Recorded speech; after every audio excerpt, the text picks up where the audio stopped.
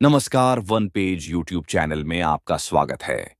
आज सुनिए धर्मवीर भारती का लिखा प्रसिद्ध लेख गुनाहों का देवता, एपिसोड 15। इतने में छाता लगाए पोस्टमैन आया। उसने पोटिको में अपने जूतों में लगी कीचड़ झाड़ी, पैर पटके और किरमिच के झोले से खत निकाले और सीढ़ी पर फैला दिए। उनमें से ढूंढकर 3 लिफाफे निकाले और चंदर को दे दिए। चंदर ने लपक कर लिफाफे ले लिए। पहला लिफाफा बुआ का था, बिनती के नाम। दूसरा था ओरिएंटल इंश्योरेंस का लिफाफा, डॉक्टर साहब के नाम। और तीसरा एक सुंदर सा नीला लिफाफा। यह सुधा का होगा। पोस्टमैन जा चुका था। उसने इतने प्यार से लिफाफे को चूमा जितने प्यार से डूबता हुआ सूरज नीली घटाओं को चूम रहा था। पगली कहीं की, परेशान कर डालती है। यहाँ थी तो वही आदत, वहाँ है तो वही आदत, चंदर ने मन में कहा और लिफाफा खोल डाला। लिफाफा पम्मी का था, मसूरी से आया। उसने झल्लाकर लिफाफा फेंक दिया। सुधा कितनी लापरवाह है। वह जानती है कि चंदर को यहाँ कैसा लग रहा होगा।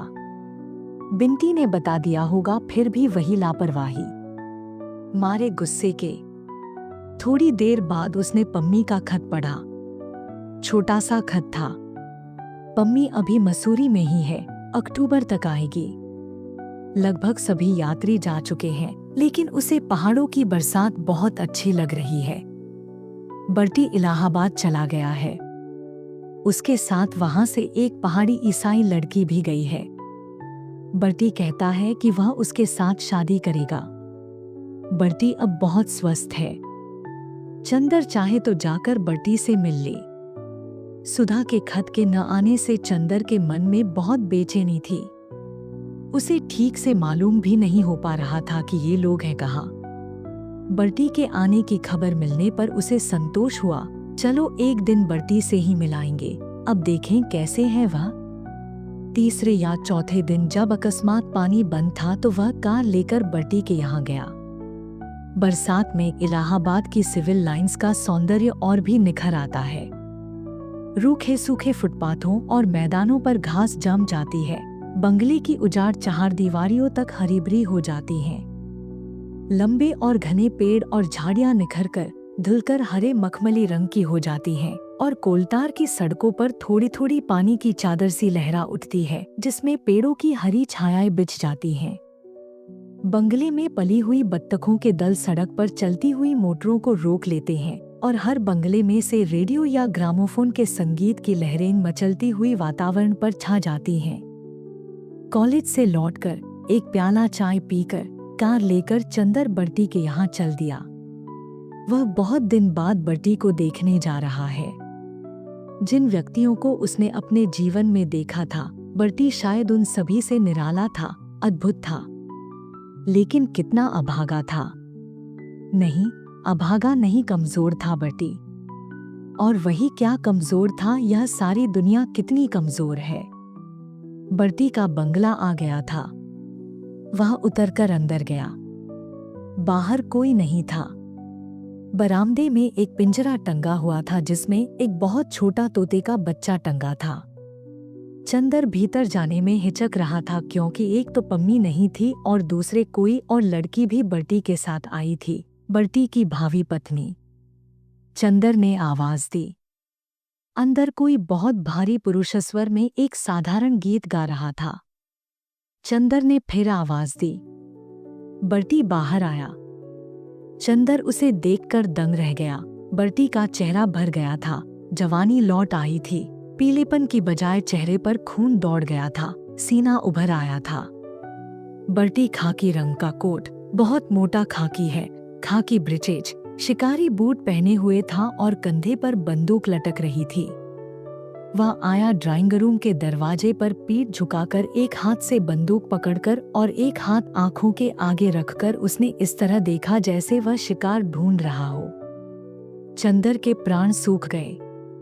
उसने मन ही मन सोचा, पहली बार तो वह कुश्ती में बर्टी से जीत गया था, लेकिन अब की बार जीतना मुश्किल है। कहाँ बेकार फंसा आकर। उसने घबराई हुई आवाज में कहा, यह मैं हूँ मिस्टर बर्टी, चंदर कपूर, पम्मी का मित्र। हाँ हाँ, मैं जानता हूँ। बर्टी तनकर खड़ा हो गया और हंसकर बोला, मैं आपको भूला नहीं। मैं तो आपको यह दिखला रहा था कि मैं पागल नहीं हूँ, शिकारी हो गया हूँ। और उसने चंदर के कंधे पकड़कर इतना जोर से झकझोर दिया कि चंदर की पसलियां चरमरा उठीं। आओ, उसने चंदर के कंधे दबाकर बरामदे की ही कोच पर बिठा दिया और सामने कुर्सी पर बैठता हुआ बोला, मैं तुम्हें अंदर ले चलता, लेकिन अंदर जेनी है और एक मेरा मित्र। दोनों बातें कर रहे हैं। आज जेनी की सालगिरह है। तुम जेनी को जानते हो ना? वह तराई के कस्बे में रहती थी। मुझे मिल गई। बहुत खराब औरत है। मैं तंदुरुस्त हो गया हूं ना? बहुत। मुझे ताज्जुब है कि तंदुरुस्ती के लिए तुमने क्या किया 3 महीने तक। नफरत, मिस्टर कपूर। औरतों से नफरत। उससे ज्यादा अच्छा टॉनिक तंदुरुस्ती के लिए कोई नहीं है। लेकिन तुम तो शादी करने जा रहे हो, लड़की ले आए हो वहां से। अकेली लड़की नहीं, मिस्टर। मैं वहां से 2 चीज लाया हूं। एक तो यह तोते का बच्चा और एक जेनी, वही लड़की। तोते को मैं बहुत प्यार करता हूं। यह बड़ा हो जाएगा, बोलने लगेगा तो इसे गोली मार दूंगा। और लड़की से मैं बहुत नफरत करता हूं, इससे शादी कर लूंगा। क्यों, है न ठीक? इसको शिकार का चाव कहते हैं और अब मैं शिकारी हूं ना। चंदर हाँ कहे या न कहे, अभी बर्टी का दिमाग बिल्कुल वैसा ही है, इसमें कोई शक नहीं। वह क्या बात करे? अंत में बोला, यह बंदूक तो उतार कर रखिए। हमेशा बांधे रहते हैं। हाँ, और क्या? शिकार का पहला सिद्धांत है कि जहां खतरा हो, जंगली जानवर हो, वहां कभी बिना बंदूक के नहीं जाना चाहिए। और बहुत धीमे से चंदर के कान में बर्टी बोला, तुम जानते हो चंदर, एक औरत है जो 24 घंटे घर में रहती है। मैं तो एक क्षण को बंदूक अलग नहीं रखता। सहसा अंदर से कुछ गिरने की आवाज आई। कोई चीखा और लगा जैसे कोई चीज पियानो पर गिरी और पर्दों को तोड़ती हुई नीचे आ गई। फिर कुछ झगड़ों की आवाज आई। चंदर चौंक उठा। क्या बात है बर्टी, देखो तो। बर्टी ने हाथ पकड़कर चंदर को खींच लिया। बैठो, बैठो। अंदर मेरे मित्र और जेनी सालगिरह मना रहे हैं, अंदर मत जाना। लेकिन यह आवाजें कैसी हैं? चंदर ने चिंता से पूछा। शायद वे लोग प्रेम कर रहे होंगे, बर्टी बोला और निश्चिंतता से बैठ गया। और क्षण भर बाद उसने अजबसा दृश्य देखा। एक बर्टी का ही हमउम्र आदमी हाथ से माथे का खून पोंछता हुआ आया। वह नशे में चूर था और बहुत भद्दी गालियां देता हुआ चला जा रहा था। वह गिरता पड़ता आया और उसने बर्टी को देखते ही घूंसा ताना, तुमने मुझे धोखा दिया, मुझसे 50 रुपए उपहार ले लिया, मैं अभी तुम्हें बताता हूँ। चंदर स्तब्ध था। क्या करे क्या न करे। इतने में अंदर से जेनी निकली। लंबी गड़ी, कम से कम 30 वर्ष की औरत। उसने आते ही पीछे से उस आदमी की कमीज पकड़ी और उसे सीढ़ी से नीचे कीचड़ में ढकेल दिया और सैकड़ों गाली देते हुए बोली, जा सीधे, वरना हड्डी नहीं बचेगी यहाँ। वह फिर उठा तो खुद भी नीचे कूद पड़ी और घसीटती हुई दरवाजे के बाहर ढकेल आई। बर्टी सांस रोके अपराधी सा खड़ा था। वह लौटी और बर्टी का कॉलर पकड़ लिया। मैं निर्दोष हूँ, मैं कुछ नहीं जानता। सहसा जेनी ने चंदर की ओर देखा। हो, यह भी तुम्हारा दोस्त है, अभी बताती हूँ। और जो वह चंदर की ओर बढ़ी तो चंदर ने मन ही मन पम्मी का स्मरण किया। कहाँ फंसाया उस कमबख्त ने खत लिखकर। ज्यों ही जेनी ने चंदर का कॉलर पकड़ा कि बर्टी बड़े कातर स्वर में बोला, उसे छोड़ दो, वह मेरा नहीं पम्मी का मित्र है। जेनी रुक गई। तुम पम्मी के मित्र हो? अच्छा, बैठ जाओ, बैठ जाओ, तुम शरीफ आदमी मालूम पड़ते हो। मगर आगे से तुम्हारा कोई मित्र आया तो मैं उसकी हत्या कर डालूंगी, समझे कि नहीं बर्टी? बर्टी ने सिर हिलाया। हाँ, समझ गए। जेनी अंदर चल दी, फिर सहसा बाहर आई और बर्टी को पकड़कर घसीटती हुई बोली, पानी बरस रहा है, इतनी सर्दी बढ़ रही है और तुमने स्वेटर नहीं पहना। चलो पहनो, मरने की ठानी है।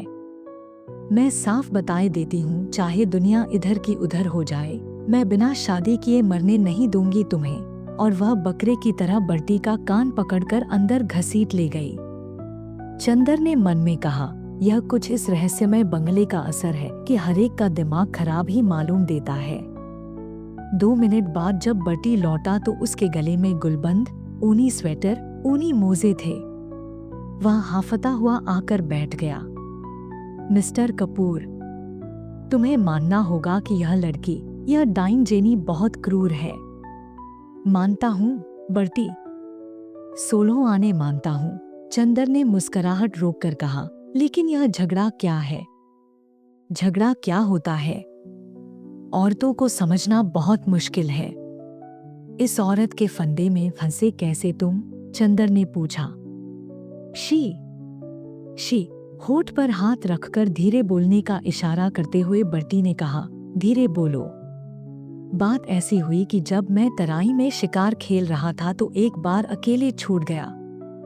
यह एक पेंशनर फॉरेस्ट गार्ड की अनब्याही लड़की थी, शिकार में बहुत होशियार। मैं भटकते हुए पहुंचा तो इसका बाप बीमार था।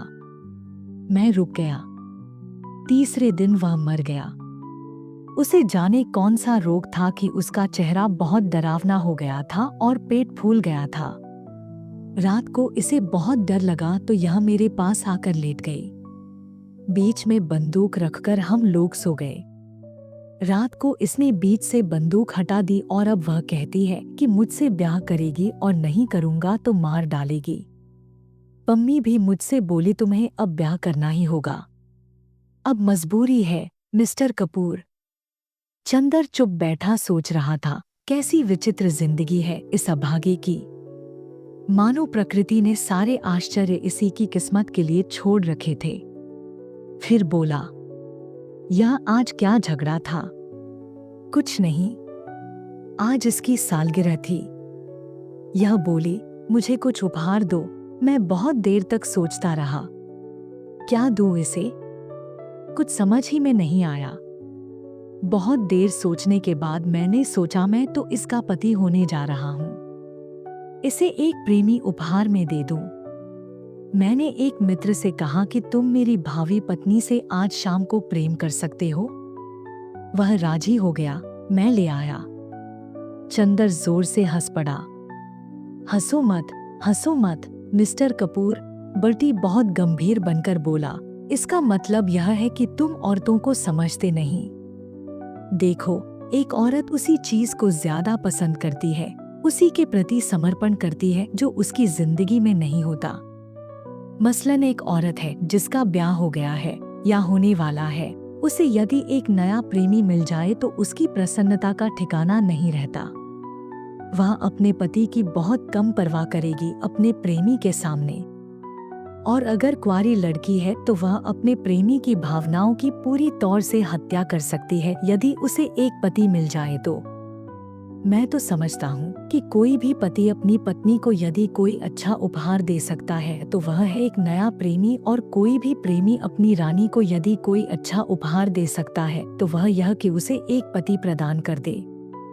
तुम्हारी अभी शादी तो नहीं हुई ना, तो तुम प्रेम तो जरूर करते होंगे ना? सिर मत हिलाओ, मैं यकीन नहीं कर सकता।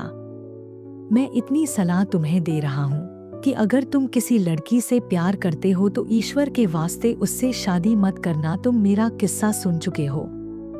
अगर दिल से प्यार करना चाहते हो और चाहते हो कि वह लड़की जीवन भर तुम्हारी कृतज्ञ रहे तो तुम उसकी शादी करा देना। यह लड़कियों के सेक्स जीवन का अंतिम सत्य है। हाँ, बर्टी हंस पड़ा। चंदर को लगा जैसे आग की लपट उसे तपा रही है। उसने भी तो यही किया है सुधा के साथ, जिसे बर्टी कितने विचित्र स्वरों में कह रहा है। उसे लगा जैसे इस प्रेतलोक में सारा जीवन विकृत दिखाई देता है। वहां साधना की पवित्रता भी कीचड़ और पागलपन में उलझकर गंदी हो जाती है। कहाँ बर्टी की बातें और कहाँ उसकी सुधा। वह उठ खड़ा हुआ। जल्दी से विदा मांगकर इस तरह भागा जैसे उसके पैरों के नीचे अंगारे छिपे हों। फिर उसे नींद नहीं आई, चैन नहीं आया। रात को सोया तो वह बार बार चौंकसा उठा।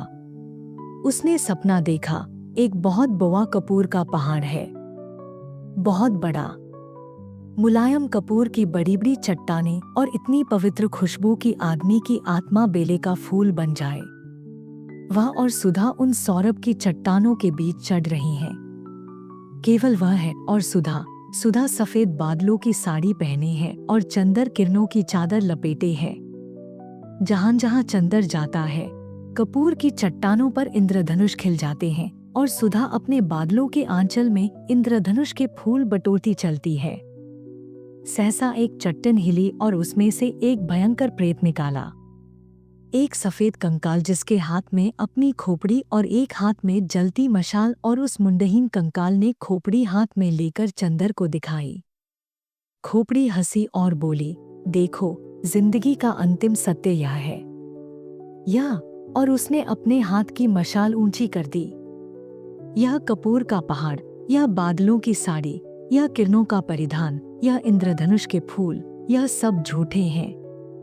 और यह मशाल जो अपने एक स्पर्श में इस सब को पिघला देगी। और उसने अपनी मशाल एक ऊंचे शिखर से छुआ दी। वह शिखर धधक उठा। पिघलती हुई आग की एक धार बरसाती नदी की तरह उमड़कर बहने लगी। भागो सुधा, चंद्र ने चीख कर कहा, भागो। सुधा भागी, चंद्र भागा और वह पिघली हुई आग की महानदी लहराते हुए अजगर की तरह उन्हें अपनी गुंजलिका में लपेटने के लिए चल पड़ी। शैतान हंस पड़ा। हाँ हाँ हाँ, चंद्र ने देखा, सुधा शैतान की गोद में थी। चंद्र चौंक कर जाग गया। पानी बंद था लेकिन घनघोर अंधेरा था और पिशाचनी की तरह पागल हवा पेड़ों को झकझोर रही थी, जैसे युग के जमे हुए विश्वासों को उखाड़ फेंकना चाहती हो। चंद्र कांप रहा था, उसका माथा पसीने से तर था। वह उठकर नीचे आया। उसके कदम ठीक नहीं पड़ रहे थे। बरामदे की बत्ती जलाई। महाराजन उठी का है भैया? उसने पूछा। कुछ नहीं, अंदर सोऊंगा, चंद्र ने कहा और सुधा के कमरे में जाकर बत्ती जलाई। सुधा की चारपाई पर लेट गया। फिर उठा, चारों ओर के दरवाजे बंद कर दिए कि कहीं कोई फिर ऐसा सपना बाहर के भयंकर अंधेरे में से न चला आए। लेकिन बर्टी की बातों से अंदर ही अंदर उसके मन में जाने कहा क्या टूट गया जो फिर बन नहीं पाया। अभी तक उसे अपने पर गर्व था, विश्वास था। अब कभी कभी वह अपने व्यक्तित्व का विश्लेषण करने लगा था।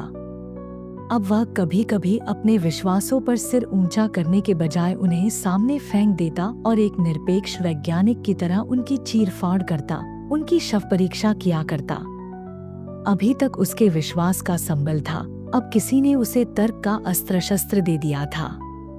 जाने किस राक्षसी प्रेरणा से उसने अपनी आत्मा को चीरना शुरू किया और इस तर्क वितर्क और अविश्वास के भयंकर जल प्रलय की एक लहर ने उसे एक दिन नरक के किनारे ले जा पटका। सुधा का खत आया था। दिल्ली में पापा अपने कुछ काम से रुके थे और सुधा की तबीयत खराब हो गई थी। अब वह 2-3 रोज में आ जाएगी। लेकिन चंद्र के मन पर एक अजबसा असर हुआ था इस खत का। सुधा का पत्र नहीं आया था। सुधा दूर थी तब वह खुश था, वह उल्लसित था। सुधा का पत्र आते ही सहसा वह उदास हो गया। उदास तो क्या, उसे उबकाई सी आने लगी। उसे यह सब सहसा पता नहीं एक नाटक सा लगने लगा था, एक बहुत सस्ता नीचे स्तर का नाटक। उसे लगता था ये सब चारों ओर का त्याग, साधन, सौंदर्य, यह सब झूठ है। सुधा भी अंततोगत्वा वही साधारण लड़की है जो कुंवारे जीवन में पति और विवाहित जीवन में प्रेमी की भूखी होती है। वह भी शैतान से पूर्णतया हारा नहीं था। वह लड़ने की कोशिश करता था, लेकिन वह हार रहा था, यह भी उसे मालूम था। और चंद्र के जिस गर्व ने उसकी जीत में साथ दिया था, वही गर्व उसकी हार में साथ दे रहा था। उसने मन में सोच लिया कि वह सुधा से, सभी लड़कियों से, इस सारे नाटक से नफरत करता है। सुधा का विवाह होना ही था, सुधा को विवाह करना था। सुधा के आंसू झूठे थे। अगर चंदर सुधा को न भी समझाता तो घूम फिर सुधा विवाह करती ही। तब फिर विश्वास काहे का, त्याग काहे का? विश्वास टूट चुका था, गर्व जिंदा था। गर्व घमंड में बदल गया था, घमंड नफरत में, और नफरत नसों को चूर चूर कर देने वाली उदासी में। सुधा जब आई तो उसने चंदर को बिल्कुल बदला हुआ पाया। एक बात और हुई जिसने और भी आंख सुलगा दी। यह लोग दोपहर को 1 बजे के लगभग आए जबकि चंदर कॉलेज गया था। पापा तो आते ही नहा धोकर सोने चले गए। सुधा और बिंती ने आते ही अपने कमरे की सफाई शुरू की। कमरे की सारी किताबों झाड़ी, कपड़े ठीक किए, मेजें साफ की और उसके बाद कमरा धोने में लग गईं। बिंती बाल्टी में पानी भर भर लाने लगी और सुधा झाड़ू से फर्श धोने लगी। हाथों में चूड़े अब भी थे, पाँव में बिछिया और मांग में सिंदूर। चेहरा बहुत पीला पड़ गया था सुधा का, चेहरे की हड्डियां निकल आई थी और आंखों की रोशनी भी मैली पड़ गई थी। वह जाने क्यों कमजोर भी हो गई थी। झाड़ू लगाते लगाते सुधा बिंती से बोली, आज मालूम पड़ता है कि मैं आदमी हूँ, कल तक तो हैवान थी। पापा को भी जाने क्या सूझा कि इन्हें भी साथ दिल्ली ले गए। मैं तो शर्म से मरी जाती थी। थोड़ी देर बाद चंदर आया। बाहर ही उसे मालूम हो गया था कि सब लोग आ गए हैं। उसे जाने क्यों ऐसा लग रहा था कि वह उल्टे लौट जाए। वह अगर इस घर में गया तो जाने उससे क्या अनर्थ हो जाएगा, लेकिन वह बढ़ता ही गया। स्टडी रूम में डॉक्टर साहब सो रहे थे। वह लौटा और अपने कपड़े उतारने के लिए ड्राइंग रूम की ओर चला। सुधा ने ज्यों ही आहट पाई, वह फौरन झाड़ू फेंककर भागी। सिर खुला, धोती कमर में खुंसी हुई, हाथ गंदे, बाल बिखरे और बेतहाशा दौड़कर चंदर से लिपट गई और बच्चों की भोली हंसी हंसकर बोली, चंदर चंदर, हम आ गए, अब बताओ। और चंदर को इस तरह कस लिया कि अब कभी छोड़ेगी नहीं। छे, दूर हटो सुधा, यह क्या नाटक करती हो? आज तुम बच्ची नहीं हो। और सुधा को बड़ी रुखाई से परे हटाकर अपने कोट पर से सुधा के हाथ से लगी हुई मिट्टी झाड़ते हुए चंदर चुपचाप अपने कमरे में चला गया। सुधा पर जैसे बिजली गिर पड़ी हो। वह पत्थर की तरह खड़ी रही, फिर जैसे लड़खड़ाती हुई अपने कमरे में गई और चारपाई पर लेटकर फूट फूट कर रोने लगी। चंदर सुधा से नहीं ही बोला। डॉक्टर साहब के जगते ही उनसे बातें करने लगा। शाम को वह साइकिल लेकर घूमने निकल गया। लौटकर ऊपर छत पर चला गया और बिंती को पुकार कर कहा, अगर तकलीफ न हो तो जरा ऊपर खाना दे जाओ। बिंती ने थाली लगाई और सुधा से कहा, लो दीदी, दे आओ। सुधा ने सिर हिलाकर कहा, तू ही दे आ, मैं अब कौन रह गई उनकी। बिंती के बहुत समझाने पर सुधा ऊपर खाना ले गई। चंदर लेटा था गुमसुम। सुधा ने स्टूल खींचकर खाना रखा। चंदर कुछ नहीं बोला। उसने पानी रखा। चंदर कुछ नहीं बोला। आगे की कहानी सुनने के लिए चैनल को सब्सक्राइब करें और बेल आइकॉन को ऑल पर सेट कर ले। हम जल्द लौटेंगे। धन्यवाद।